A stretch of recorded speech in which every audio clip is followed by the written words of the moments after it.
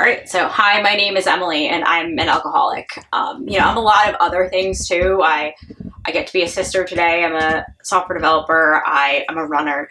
But if I don't put my alcoholism first and my recovery first in my life, I'll lose all of those other things. But to tell you a little bit about how I got there, I grew up in Silver Spring, Maryland. I grew up, with a mom and a dad who both worked in the mental health field. I grew up with one older sister, and none of my parents are not addicts. My sister is not an addict. I'm the only one in my direct family. So I didn't really have any exposure to other alcoholics or addicts growing up. I didn't see active addiction. And so I never really expected to be somebody who would have it. But there was a lot of pressure on me growing up. Again, both of my parents were very high achieving professionals, and they expected that for my sister and I. And that meant a lot of studying. That meant a lot of, trying to get into leadership positions at a young age. So I was the captain of my lacrosse team in high school, captain of my field hockey team, maintaining a 4.0 average. And it created a lot of stress for me. It created this sense of if I didn't achieve these high things, I wasn't worth anything as a person. And, it created a lot of unsettled, a lot of uncomfortable feelings that I didn't know how to deal with. I first had alcohol myself at probably the age of 12. My friends and I used to sneak Mike's Hard Lemonades out of my friend's parents' basement, and we'd split one between the three of us. And I thought that it was so cool. I thought drinking was something that cool adults did. But it wasn't until I was 18, I was on my senior beach week, and I actually experienced getting drunk for the first time. I remember directly, drinking strawberry flavored liquor out of a Nalgene bottle. I remember being extremely hungover and sick the next morning, but the strongest thing that I remember is that all of those uncomfortable feelings were gone when I drank. It erased those feelings. It let me be the person that I really wanted to be, the social person who didn't have anxiety, talking to other people, who was cool and fun. And I chased that feeling that alcohol gave me for years and years, until it drove me into the ground. So I drank like a college kid in college for the most part. I drank on the weekends. I blacked out almost every time I drank, which was a huge problem. But it was a big problem then. My friends thought that it was funny, and they would fill me in on what happened. And I copped it up to this was the college experience. By the end of my senior year, however, I was drinking on a daily basis, a lot of the times by myself. But it didn't prevent me at that time from doing things like graduating from college with a degree in computer science. I started work as a software developer, and I joined a team of people that were very work hard, play hard. And, I would do my work during the day and get awards for my work. And then at night, I'd go out with them to bars. And I'd keep up with my coworkers who were twice my size. The problem is that I had grown a tolerance to alcohol. Now I could drink more and more. I needed to drink more and more to get that effect. And so when my coworkers who were twice my size had 6 beers and I had 6 beers, I'd kind of be just as drunk as them. And I didn't consider it a problem then. Just thought this is being young. This is being a young adult. Eventually I transitioned into a job where I was working from home, and I discovered that you could actually drink alcohol earlier in the day and get that same effect of numbing those feelings of anxiety. Because that feeling of anxiety, that feeling of that pressure didn't go away when I graduated from college. All of those negative emotions, they were still there. And now I discovered that alcohol numbed them. And so that's what I was doing. And when I started working from home, I started drinking earlier and earlier in the day.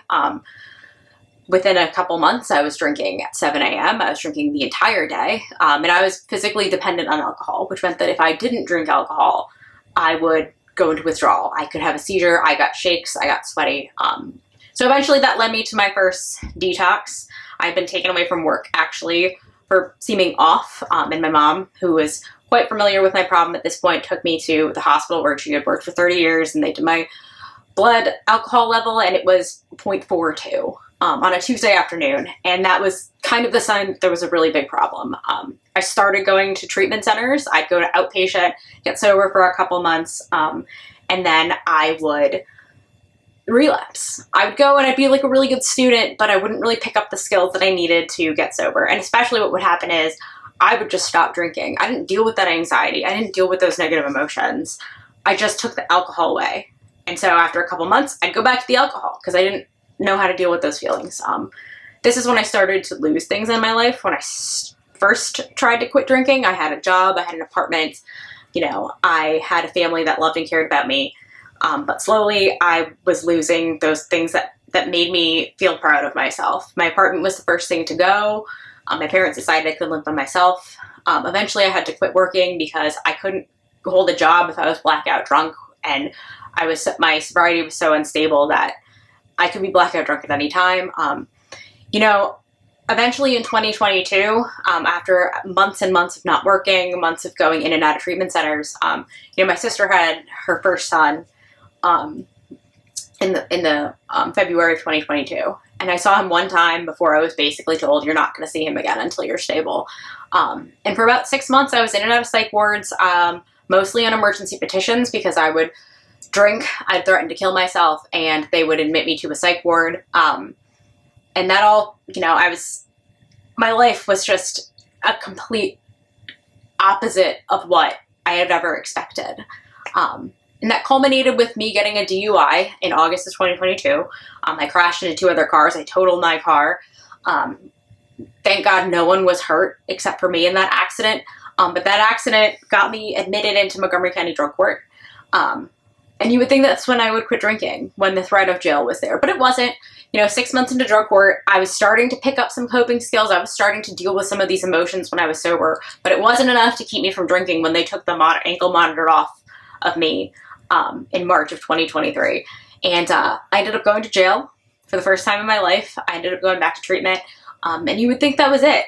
But I had one more run in me. And the last time I drank in July of 2023, I kind of made a commitment at that point that I couldn't do this. I couldn't keep drinking because it was making me miserable. But I couldn't keep living the way that I was living because these feelings of anxiety, these feelings of stress, these feelings of depression were too strong to deal with sober.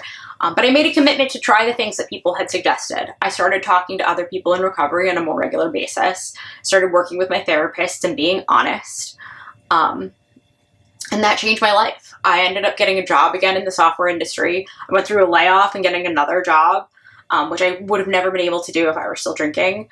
I met incredible people in recovery who are helping me stay sober on a daily basis. And my relationship with my family is incredible today. And, you know, I am so grateful every day that I wake up sober because my life today is what I wanted it to be. I get to be those things other than just an alcoholic. I get to be the sister. I get to be the software developer. I get to be the daughter. I get to be the friend. And it's a result of the work that I've put into staying sober and focusing on what I'm adding to my life and not just what I'm taking out. And it's possible if you're in that position. I wish I had known the signs sooner. But most importantly, you can get sober and stay sober if that's your goal. Thanks for letting me share.